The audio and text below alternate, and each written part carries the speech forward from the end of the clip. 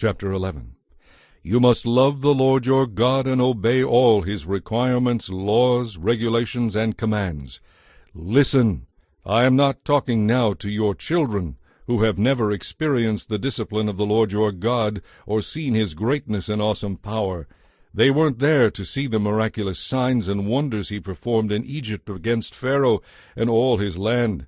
They didn't see what the Lord did to the armies of Egypt and to their horses and chariots, how he drowned them in the Red Sea as they were chasing you, and how he has kept them devastated to this very day.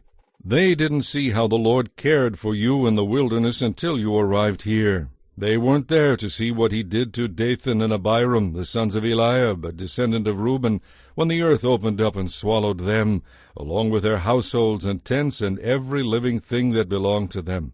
But you have seen all the Lord's mighty deeds with your own eyes.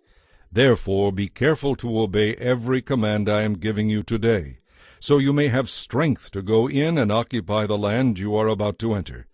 If you obey, you will enjoy a long life in the land the Lord swore to give to your ancestors and to you, their descendants, a land flowing with milk and honey. For the land you are about to enter and occupy is not like the land of Egypt from which you came, where you planted your seed and dug out irrigation ditches with your foot as in a vegetable garden. It is a land of hills and valleys with plenty of rain, a land that the Lord your God cares for. He watches over it day after day throughout the year.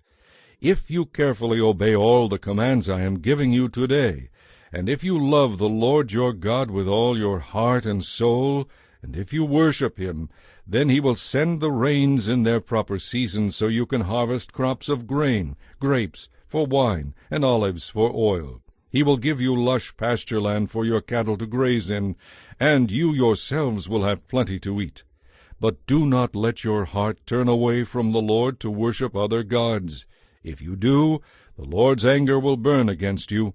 He will shut up the sky and hold back the rain, and your harvest will fail. Then you will quickly die in that good land the Lord is now giving you. So commit yourselves completely to these words of mine.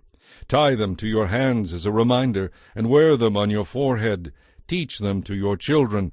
Talk about them when you are at home and when you are away on a journey, when you are lying down and when you are getting up again. Write them on the doorpost of your house and on your gates, so that as long as the sky remains above the earth, you and your children may flourish in the land the Lord swore to give your ancestors.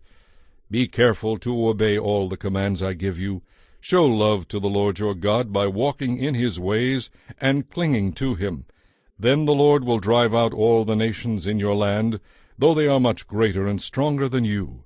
Wherever you set your feet, the land will be yours. Your frontiers will stretch from the wilderness in the south to Lebanon in the north, and from the Euphrates River in the east to the Mediterranean Sea in the west.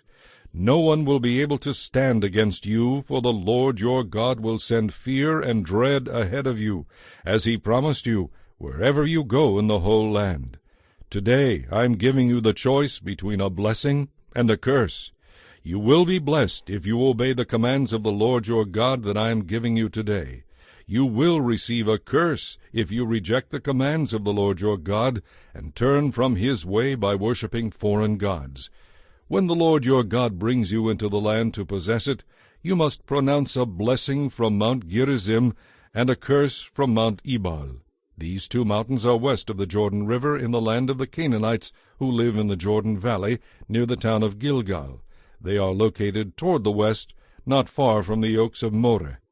For you are about to cross the Jordan to occupy the land the Lord your God is giving you.